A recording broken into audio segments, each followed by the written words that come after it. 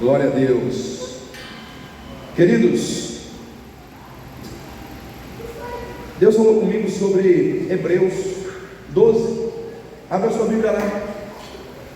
Aliás, Deus começou falando comigo quando eu acordei nesse texto, na realidade, né?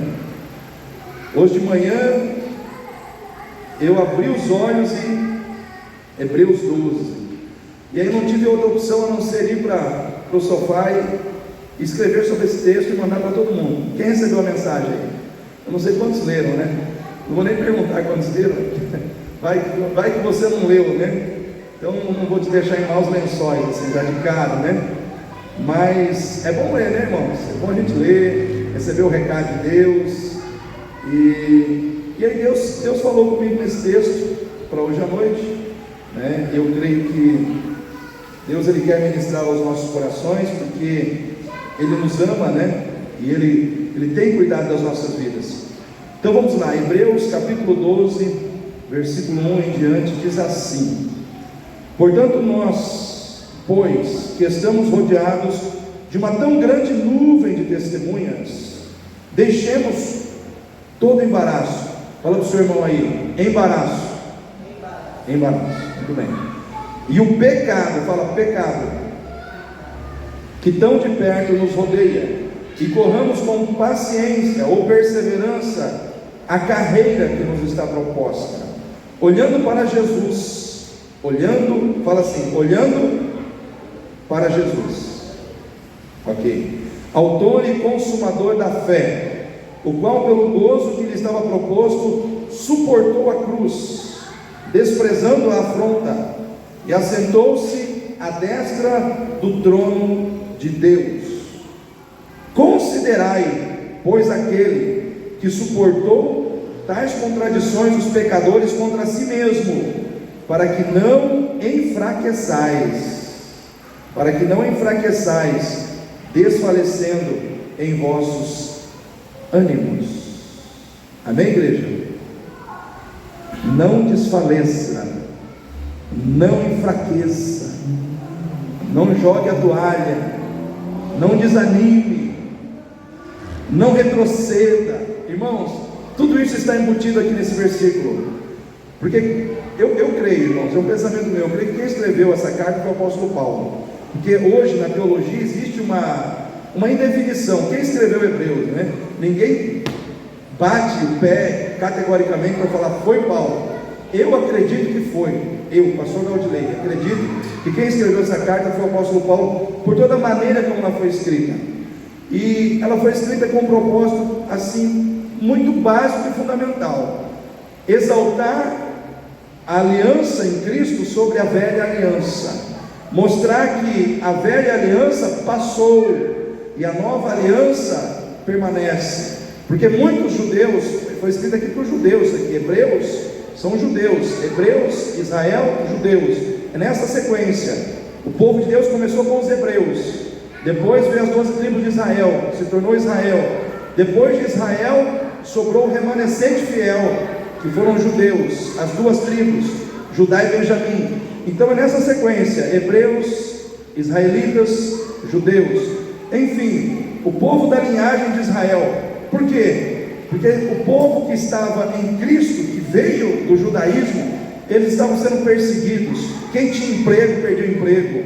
Quem, irmãos, permanecia em Cristo, era repudiado pelos seus irmãos, desprezados, presos, encarcerados. A aflição, né, a perseguição, o sofrimento, a dor, se tornou algo muito presente na vida desse povo. E aí, muitos estavam pensando em retroceder, voltar para a velha aliança, voltar novamente para o judaísmo. E aí foi escrita a carta aos Hebreus: não, vocês acham que anjos são poderosos?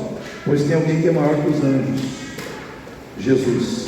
Vocês acham que Moisés foi um grande líder, um grande libertador? Pois tem alguém que é maior que Moisés, Jesus.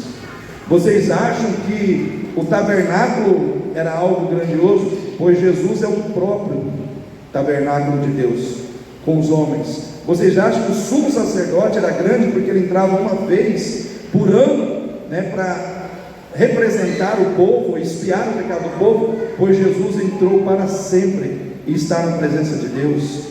Vocês acham que o sangue de bodes, de cordeiros, era algo grandioso para purificar pecados? Pois o sangue de Jesus purifica para sempre. Então o escritor foi escrevendo, ele fala dos heróis da fé, no capítulo 11, e ele fala assim, que a fé é o firme fundamento das coisas que não se veem, é a prova das coisas que se esperam.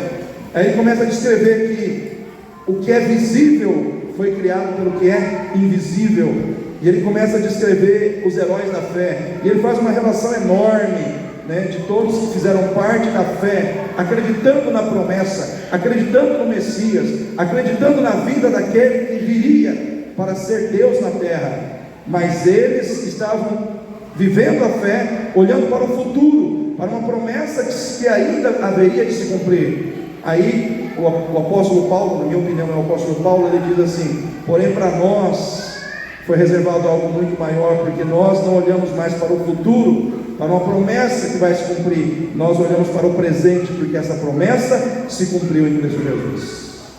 E agora, diante de uma tão grande nuvem de testemunhas, que são esses heróis da fé, é a nossa vez de correr a corrida da fé, é a nossa vez de correr a carreira que nos está proposta em Cristo Jesus. De que maneira nós devemos correr essa carreira? Deixando todo embaraço. De que maneira nós temos que correr essa carreira? Deixando o pecado. De que maneira nós temos que correr essa carreira? Com perseverança, com paciência, mas acima de tudo olhando para Jesus, porque Ele é o autor, Ele é o consumador da fé. Considerai o que Ele sofreu, considerai o que Ele suportou, considerai o que Ele aguentou contra si mesmo, para que vocês não enfraqueçam, para que vocês não desfaleçam, porque às vezes vocês são tentados a desfalecer, mas olhe para Ele, olhe para o que Ele sofreu, para que você não enfraqueça no meio do caminho. O Senhor não quer que você enfraqueça, o Senhor não quer que você desfaleça. E a proposta dessa mensagem para nós hoje é entendermos que na vida cristã, irmãos, quem está em Cristo aí? Então você está na vida cristã. Na vida cristã nós precisamos vivenciar algumas coisas. Primeiro, nós precisamos ser rápidos para fazer o que Deus quer e não para pecar. Amém, irmãos? Aqui está dizendo: corramos. Olha só, portanto nós que estamos rodeados de uma tão grande nuvem de testemunhas, deixemos todo o embaraço, o pecado que de perto nos rodeia e corramos.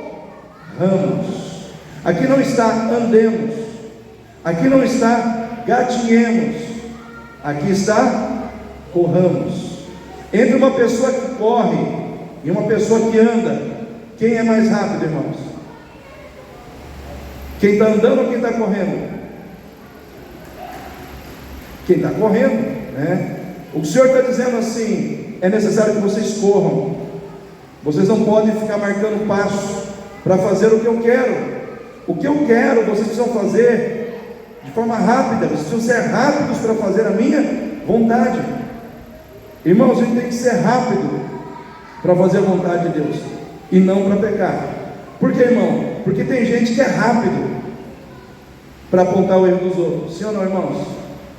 Tem gente que é rápido, irmãos, para falar palavrão. Tem gente que é rápido, irmãos, para apunhalar os outros pelas costas. Tem gente que é rápido para pecar, para fazer o que não deve, para fazer aquilo que é errado, para mentir. Tem gente que é rápido para aquilo que é errado, mas é vagaroso, é lento para perdoar, é lento para buscar a Deus, é lento para tudo aquilo que se refere às coisas de Deus. E a proposta de Deus é que a gente inverta isso na nossa vida. Irmãos, pecar é uma coisa que nós devemos eliminar da nossa vida. Amém, irmãos? Nós temos que resistir ao pecado, mas nós temos que nos entregar, irmãos, cada dia e cada dia mais ao Senhor. Nós temos que ser pessoas rápidas e com o coração muito disposto a fazer o que Deus quer.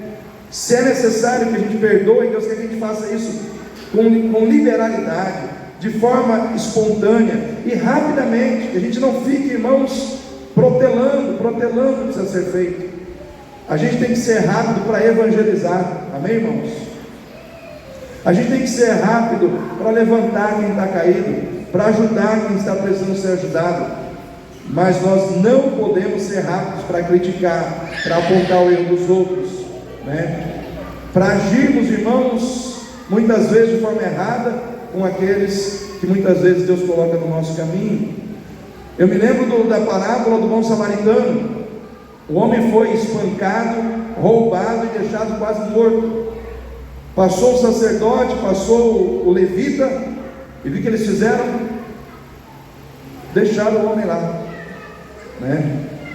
Mas o samaritano, que era uma pessoa desprezada pelos judeus, ele parou, pegou aquele homem, untou com óleo as suas feridas, colocou ele no seu cavalo, levou ele a uma estalagem, deixou ele lá, pagou pela hospedagem dele e disse o seguinte: eu vou deixar ele aqui, quando eu voltar, se necessário for, se tiver mais alguma pendência aí para ser paga, eu pagarei. Em outras palavras, aquele homem foi rápido para levantar, para ajudar, para sentir a dor do outro. Ele sentiu a dor do outro. Eu pergunto para você: você tem sido uma pessoa rápida para sentir a dor do outro, para sentir a necessidade do outro? Ou você é uma pessoa que está passando por muitas pessoas que estão caídas e você não está sendo sensível, você não está sentindo, você não está sensível ao propósito de ajudar, de estender a mão, de ser uma pessoa que está ali para fazer a diferença na vida daquela pessoa? Como está o seu coração hoje?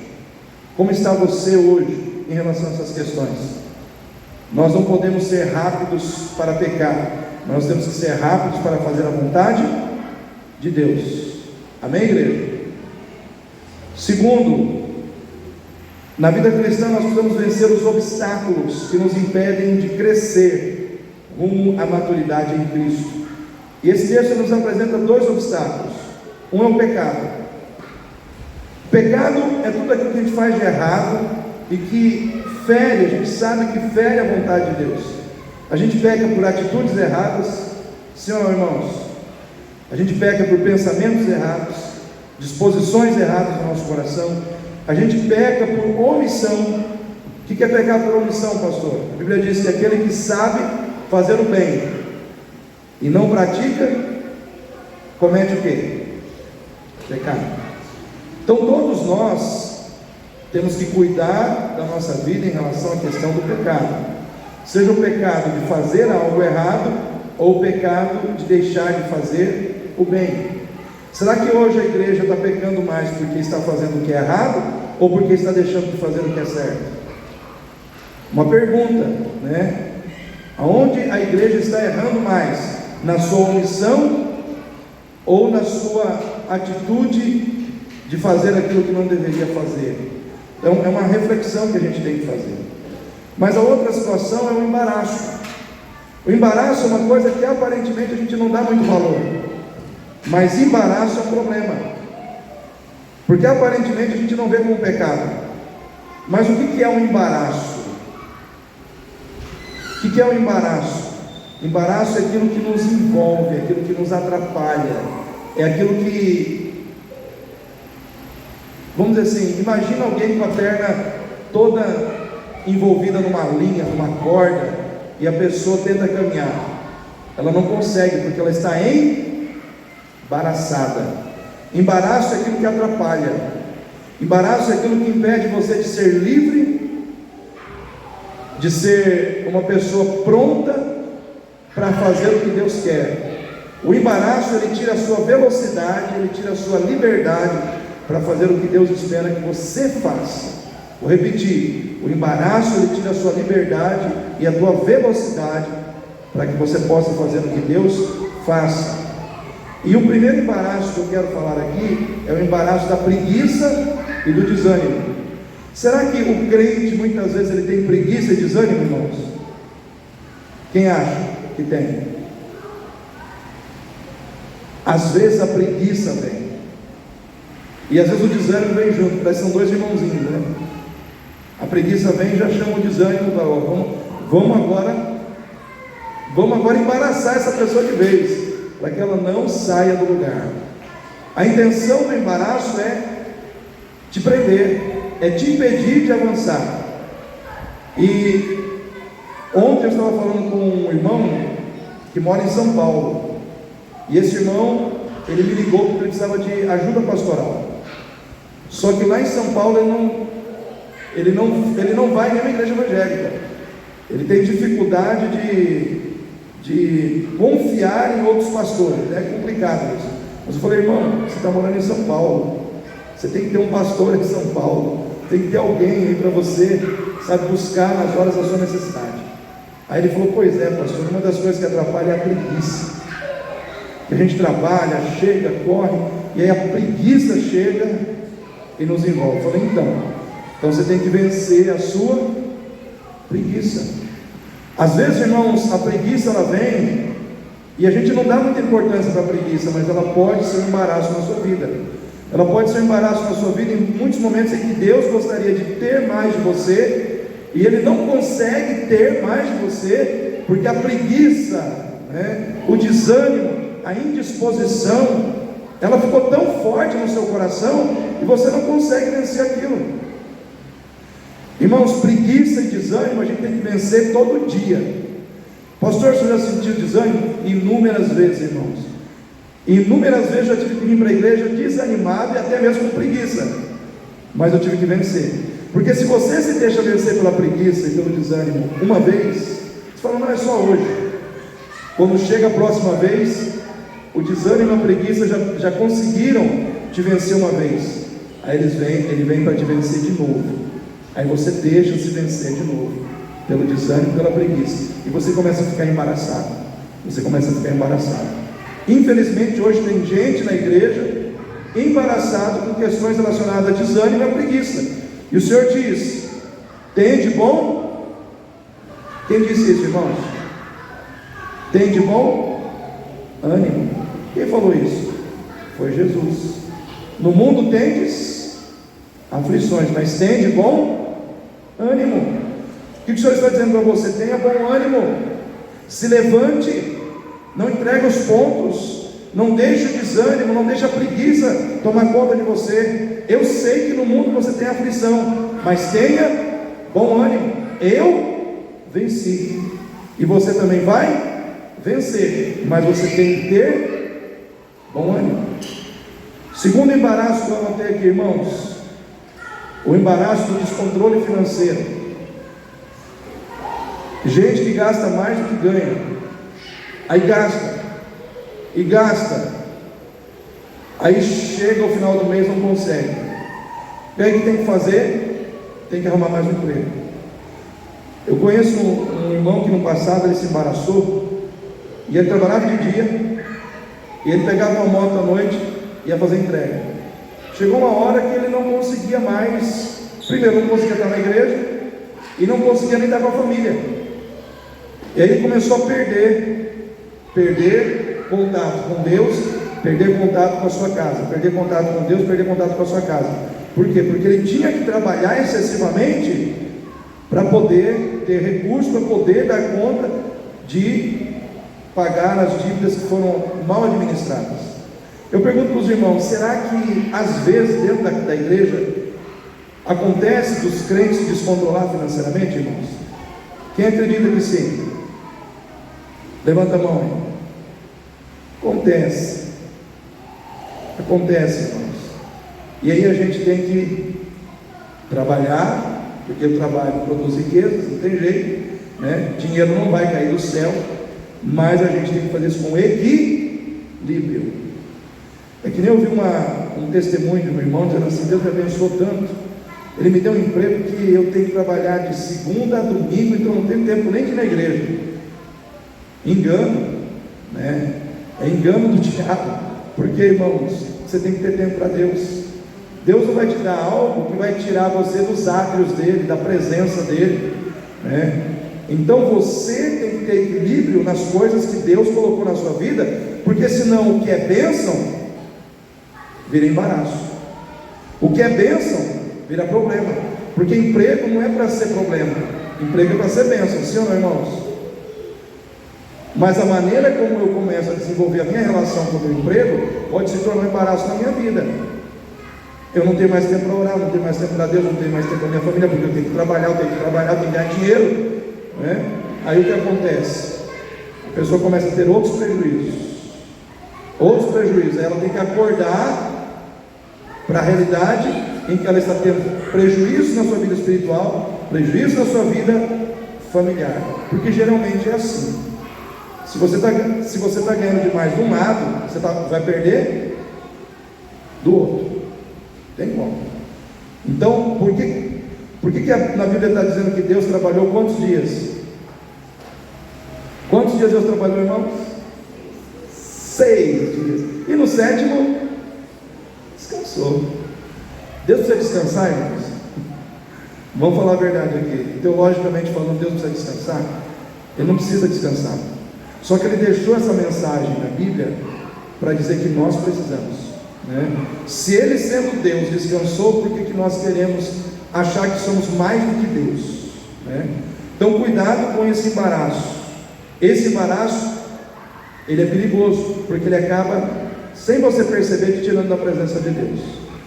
Quarto embaraço, irmãos, é um embaraço que às vezes tem crente que subestima essa situação. Tem crente que acha que isso é um pecadinho. E não é, irmãos. O embaraço da mentira. Mentira, às vezes, é um embaraço na vida de crentes.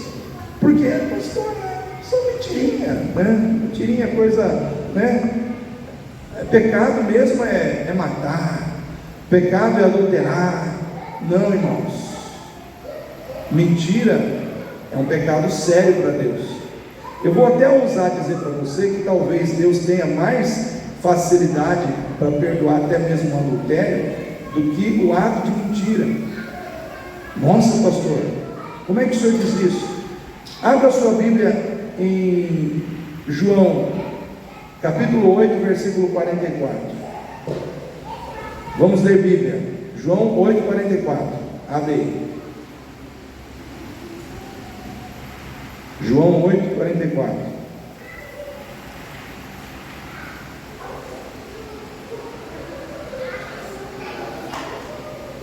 Não estou falando aqui que você tem que adulterar, né, irmão? Tudo é pecado. Eu estou dizendo para você que o pecado da mentira, a gente às vezes não dá muita importância para esse pecado, mas ele é sério.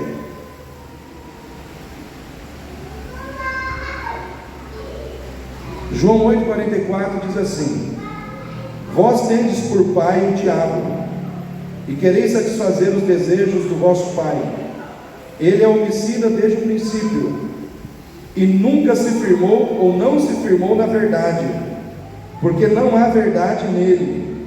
Quando ele profere mentira, fala do que lhe é próprio, porque é mentiroso e pai da mentira. Quem que é o pai da mentira, irmãos? O diabo. Não diz aqui que o diabo é pai do adultério, sim ou não? Está dizendo que ele é pai da mentira. Por que, irmãos, que a mentira é algo muito sério para Deus? Porque a mentira ela está associada à essência do caráter de Satanás. Porque lá no Éden, quando o diabo falou com Eva, ele mentiu para ela, sim ou não, irmãos? A mentira ela surgiu antes do adultério. Vocês estão entendendo o que quer dizer? Antes de um homem ou uma mulher adulterar, ou antes de outras coisas acontecerem, antes até mesmo de um homicídio acontecer na terra, a mentira, ela trouxe o homem para o diabo. Então, quando nós andamos na mentira, nós estamos entrando em sintonia com o pai da mentira. O pai da mentira quem que é? É o diabo. E às vezes as pessoas mentem para se livrar de um problema. Eu vou ter um problema se eu falar a verdade, então eu vou mentir. Às vezes a gente mente para a gente não ficar mal com uma pessoa, com outra, mas a gente não sabe que aquilo que a gente está fazendo é algo sério diante dos olhos de Deus. Então a gente tem que entender o seguinte: você está na igreja não para ouvir o que você quer, Você está na igreja o que você precisa, para ouvir o que você precisa. Porque às vezes você está tendo uma atitude que está te afastando de Deus e você não percebe, que está te levando para longe de Deus e você não percebe. Abra sua Bíblia em Apocalipse 21:8. Último livro da Bíblia, Apocalipse 21:8.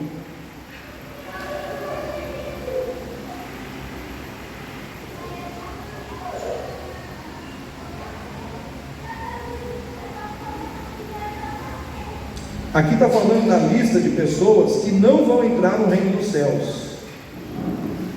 Olha a lista das pessoas que não vão entrar no reino dos céus. E diz assim: mas quanto aos covardes, covarde também não entra. Aos incrédulos, aos abomináveis, aos homicidas, aos fornicadores, aos feiticeiros, aos idólatras, aqueles que adoram imagens. E aí depois dos idólatras vem quem, irmãos? Todos os mentirosos. Os irmãos conseguem entender isso? O mentiroso, ele está no mesmo patamar de um feiticeiro, de um idólatra, de um fornicador, de um homicida. A gente fala, não, mas mentir é uma coisinha assim insignificante. Não é. Mentir é sério. Fala a verdade, né? Fala a verdade. A sua parte será no lago que arde com fogo e enxofre, que é a segunda morte. Então a mentira, ela é um embaraço na vida de muita gente. Então você que está na igreja, você que está em Cristo, você tem que eliminar a mentira da sua vida. Irmãos, quinto embaraço, o embaraço da falta de domínio próprio. Provérbios 15:1. Provérbios 15:1. Irmãos, a palavra de Deus diz que o fruto do Espírito é o amor, e no amor existem vários frutos nesse fruto do amor. Um deles é o domínio próprio. Fala, domínio próprio. Domínio próprio.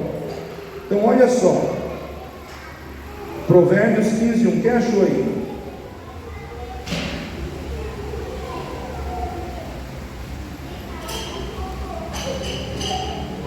Leia, Gabriel ou Isadora.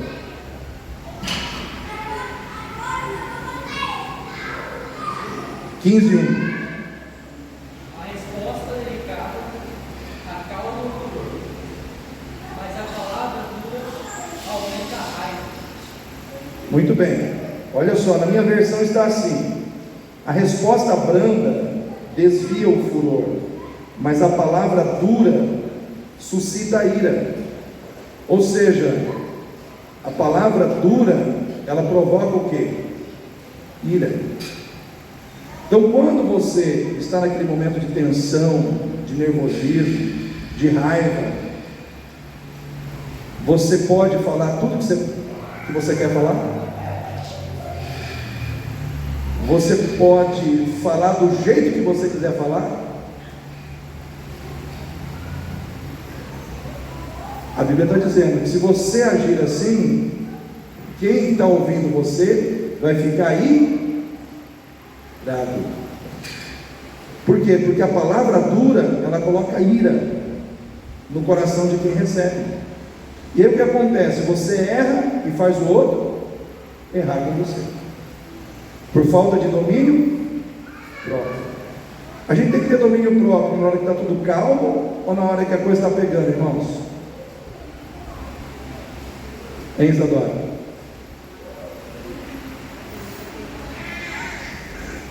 É fácil, mas nós temos que ter domínio próprio. Eu fui tratado nessa parte da minha vida, Deus levantou uma pessoa para tratar comigo nessa questão do domínio próprio, porque eu não sou uma pessoa que me exalto na voz. Eu não sou a pessoa que grita, que fico nervoso, eu grito, eu firo as pessoas. Eu sou a pessoa que eu ajo na violência. Eu era assim, vamos dizer assim. Então tem pessoas que quando elas ficam com raiva, elas gritam, sim ou não, irmãos? E tem pessoas que quando ficam com raiva, elas gritem. Eu era assim. Eu não sou de gritar. Você não vai me ver gritando, esbravejando, xingando.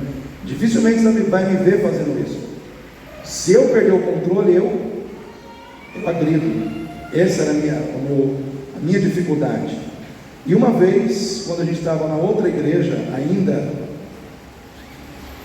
eu lembro que os meus meninos eram meninos ainda, e fizeram muita bagunça naquele culto, era um culto de sexta-feira, e aí eu chamei a atenção da molecada, e aí um dos meninos falou assim: pastor, mas os seus filhos são os primeiros a puxar a bagunça. Aí eu fiquei irado, fiquei com raiva. O que eu fiz, irmãos? Eu cheguei em casa e dei um murro na parede. O que aconteceu? Quebrou meu dedo. E aí, valeu a pena? Aí eu tive que ficar com aquele braço engessado. E aí o duro era explicar para os outros, né? Porque as pessoas falam: mas pastor, e aí? Caiu? O que aconteceu? É futebol? Né? Não, eu dei um murro na parede. Irmãos, aí você tem que passar, né, pelo vexame, né, de ter que dizer que você deu um murro na parede e quebrou o próprio dedo, por falta de domínio próprio. Cada um de nós sabe aonde o nosso calo aperta, né? Por exemplo, se você abre a sua Bíblia em Tiago 1,26, aí aqui fala o seguinte, Tiago 1,26: se alguém entre vós cuida ser religioso e não refreia a língua, engana o seu coração e a sua religião é vã. Então aqui está dizendo o seguinte: se você diz que você é religioso, uma pessoa espiritual, mas você não refreia a sua língua, a sua religião é vã. Os irmãos estão entendendo o que eu quero dizer? Domínio próprio é algo que está relacionado com várias situações da nossa vida, com a maneira como a gente lida com as nossas emoções. Irmãos, domínio próprio é uma coisa que a gente precisa ter no momento que a gente está, que a raiva bate, que a situação, que o momento de tensão bate na nossa vida. Só que a palavra de Deus, ela trata muito com a questão da língua, porque a língua é um membro pequenininho, mas com a língua você pode ferir, você pode machucar. A língua é pequenininha, mas quando você abre a boca, e tem pessoas que são duras quando elas abrem a boca, elas ferem, né? E quando fere, quem é ferido sente. Sim ou não, irmãos? Então, um dos membros assim que a gente vê que mais os autores bíblicos se preocuparam em falar sobre isso é a língua. É a língua. Então nós temos que ter domínio sobre a nossa língua. Não é muitas vezes o que você fala necessariamente, mas é a maneira como você fala. Então nós temos, às vezes, um embaraço para a sua vida é a falta de domínio próprio, é o seu calcanhar de Aquiles. Você é bom em muitas coisas, mas chega aquele ponto em que falei besteira de novo, né? É o meu calcanhar de Aquiles. Qual que é o seu calcanhar de Aquiles? Aonde o domínio próprio precisa entrar na sua vida, né? Então, em mim, né, também precisa ser trabalhada essa questão, né? A questão do domínio próprio, a questão de conter-se, muitas vezes no momento em que o clima fica pesado, que as situações de conflito acabam acontecendo, mas é um embaraço que a gente precisa vencer, né? Fala para o seu irmão aí: vença o embaraço, irmão. Um outro embaraço que eu anotei aqui, vamos falar de embaraço aqui hoje, é o embaraço da preocupação com a opinião dos outros. Sabe aquela questão da pessoa ficar preocupada demais com a opinião dos outros? Tem gente que troca de roupa por causa da opinião dos outros. Sim ou não, irmãos? Quem já fez isso? Ninguém vai levantar a mão, né? Mas tem gente que porque, mas o outro falou que eu vou trocar de roupa, né? Aí tem gente que fala assim, fulano falou que eu estou indo muito à igreja, eu não preciso ir tanto na igreja, eu estou ficando carola, eu estou ficando fanático. Aí você começa a ouvir a opinião dos outros. Daqui a pouco você não vem na igreja, porque você está dando ouvido demais ao que os outros falam. Só que não é os outros que estão precisando de Deus aqui, é você. Quem sabe onde o calo aperta, e quem sabe o quanto precisa buscar Deus, não é quem fica buzinando no seu ouvido, é você. Porque tem muita gente que se não estivesse buscando a Deus hoje já tinha caído, já tinha se arrebentado, mas porque persevera em buscar a Deus, permanece firme. Então cuidado com o embaraço de ficar ouvindo e se preocupando com a opinião dos outros. Se preocupe com a opinião que Deus tem sobre você. Amém? Último embaraço, irmãos, o embaraço do amor ao dinheiro. Será que hoje tem muito crente embaraçado por causa do amor ao dinheiro, irmãos? O que você acha, irmão Kleber? Abra sua Bíblia, irmãos, 1 Timóteo 6, 9 e 10. 1 Timóteo 6, 9 e 10.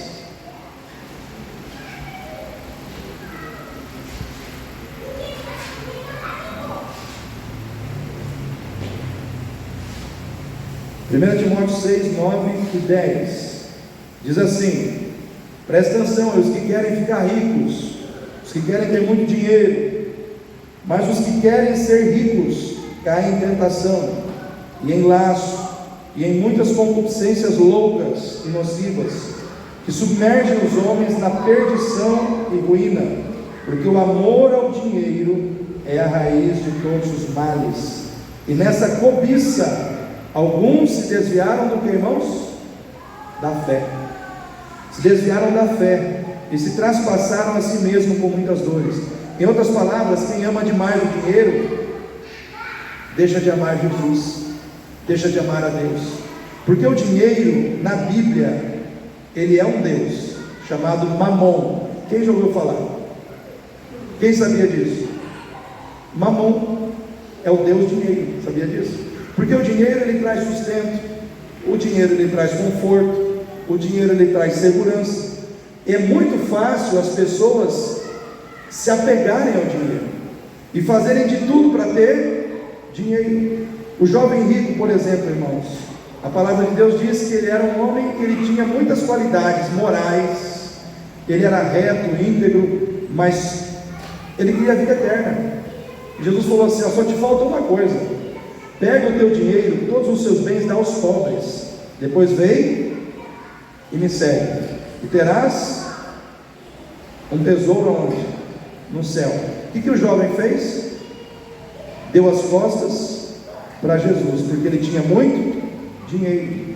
Ou seja, o dinheiro para ele era algo tão importante que não havia espaço para Jesus ser seu Salvador.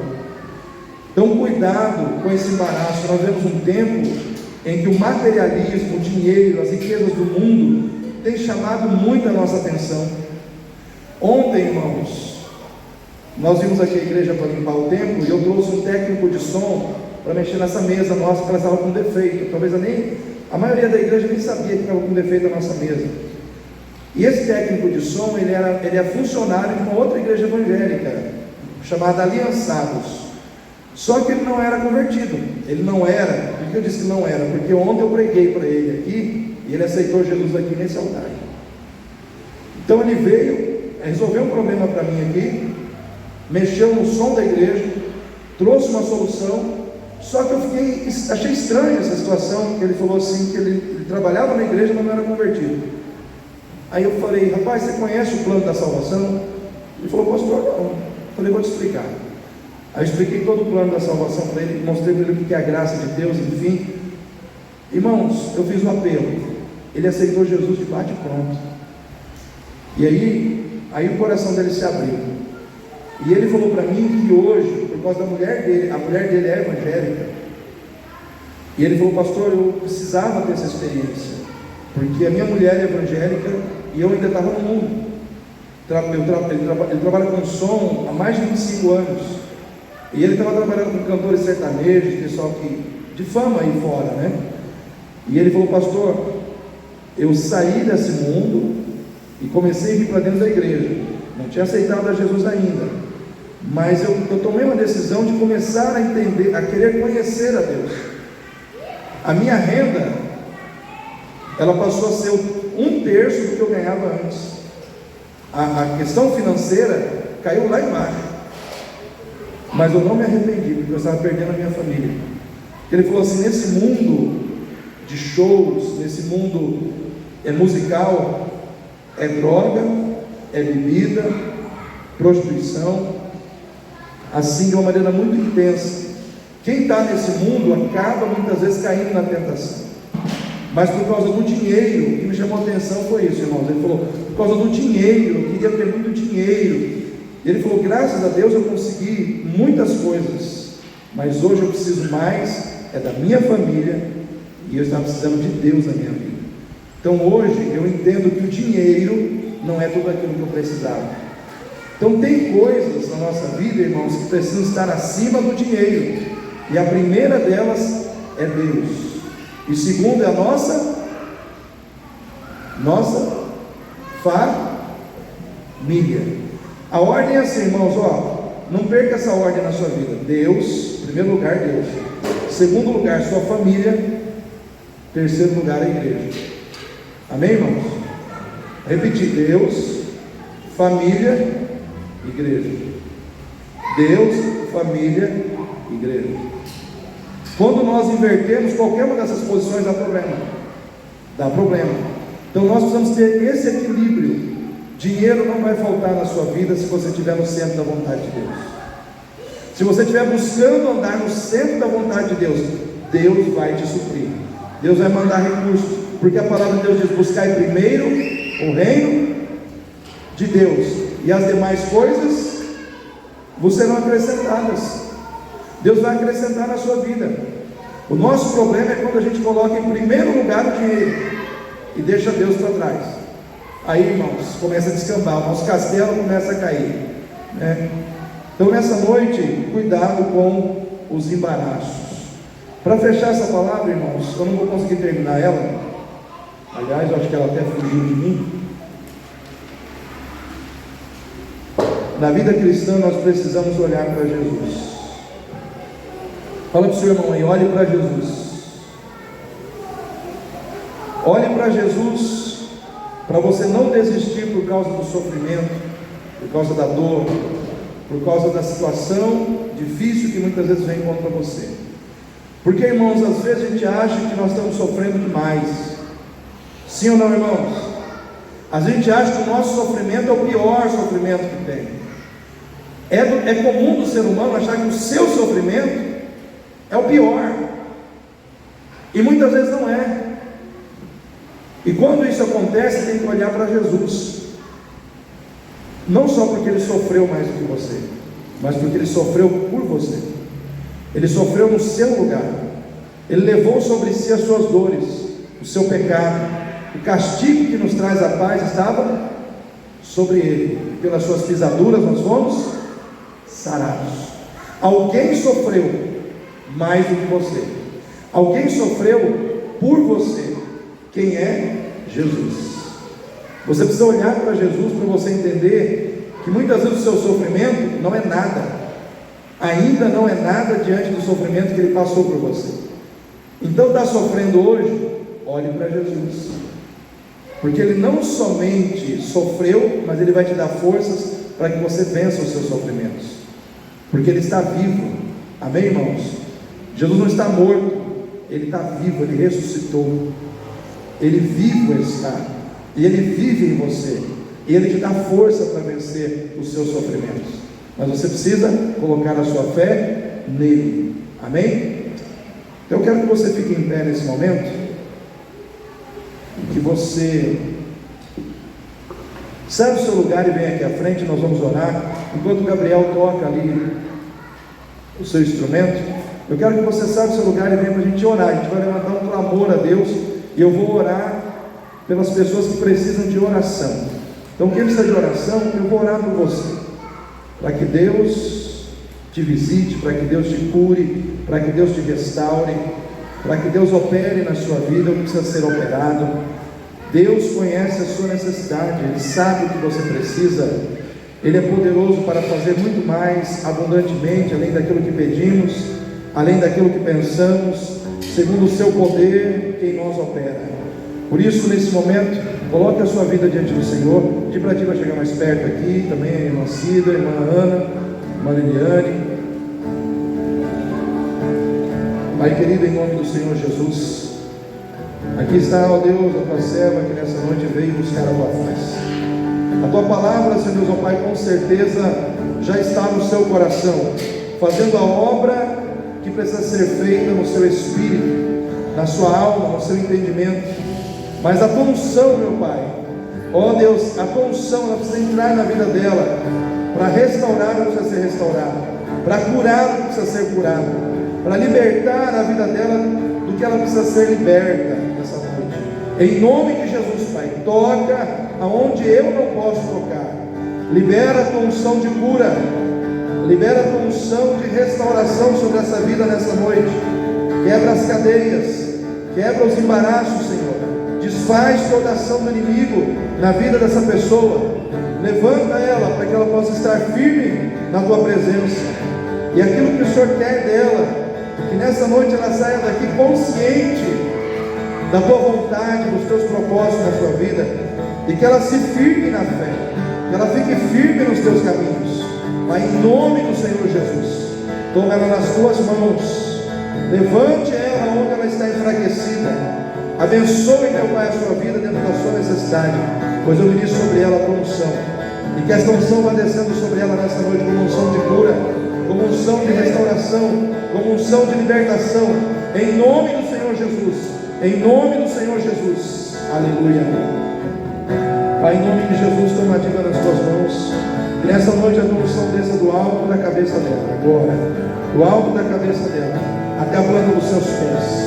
Que esta unção vá descendo, vá tocando todas as áreas do seu corpo, aonde está a dor, a enfermidade, a doença, que ali agora entre a cura do Senhor, que ali agora entre a restauração do Senhor, que ali agora entre a bênção do Senhor, que ela seja tocada pela tua mão de poder, e todo mal, ó Deus, na vida dela, seja destruído, meu Pai. Toda enfermidade na vida dela seja arrancada, em nome do Senhor Jesus, porque o Senhor é Deus para curar, o Senhor é Deus para trazer a cura sobre a vida daqueles que estão doentes, meu Pai, em nome de Jesus. Tira agora, meu Pai, toda enfermidade e traga sobre ela a cura, meu Pai, a cura sobre o seu corpo, em nome de Jesus, Pai. Que a cura do Senhor seja restabelecida ou estabelecida sobre a vida dela, em nome do Senhor Jesus. Amém.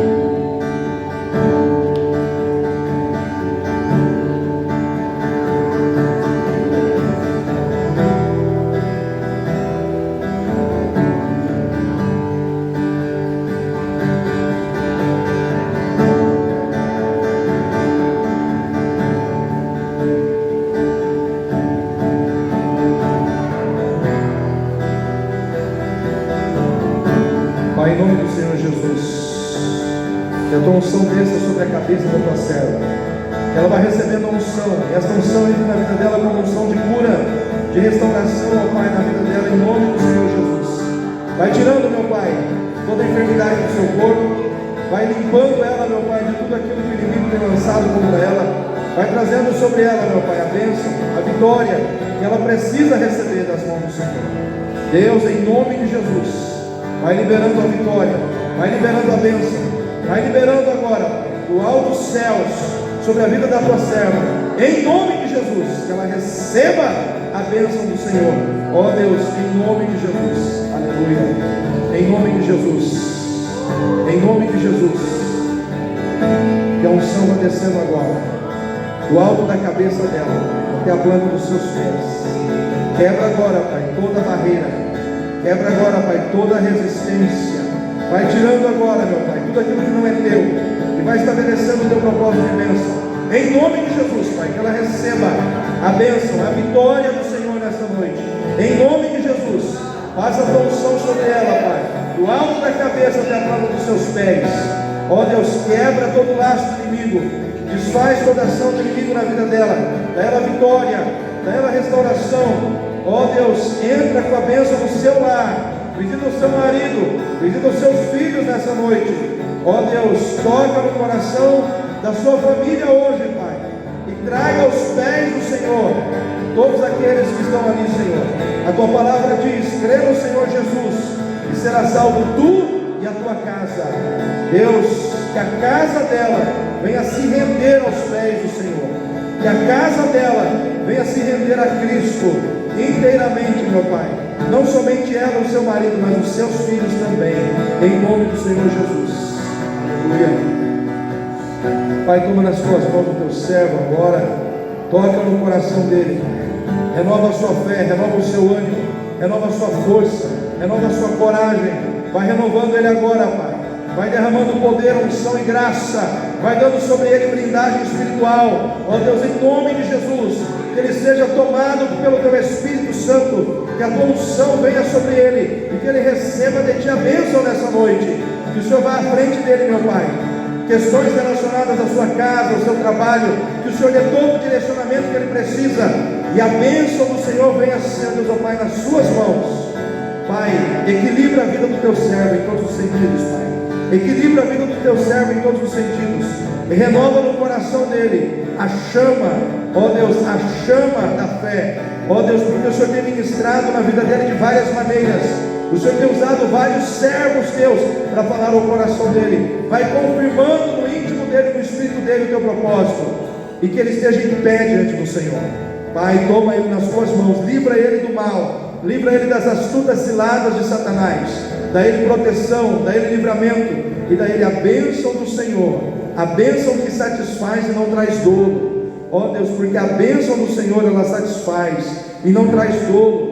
Ó Deus, toma ele nas tuas mãos, Pai, pois eu coloco a vida dele, a sua casa, nas mãos do Senhor, em nome do Senhor Jesus. Aleluia. Pai, em nome do Senhor Jesus, aqui está o teu servo, que está te buscando, meu Pai, que está, ó Deus, colocando diante do Senhor a sua vida, a sua casa, o seu lar. Ó Deus, que ouva, sube e andará na cheia. Vai confirmando tudo que o Senhor tem com ele, vai levando ele para mais perto do Senhor, cada dia e cada dia mais. Vai inundando ele com o teu Espírito e com a tua palavra, vai enchendo ele para que ele possa ser usado pelo Senhor. Ó Deus, todas as vezes que o Senhor, ó Deus, der a ele, ó Deus, a oportunidade, ó Deus, de ministrar a tua palavra, fala através da sua boca. Ó Deus, ministra o rema revelado no seu coração e do seu coração para a igreja.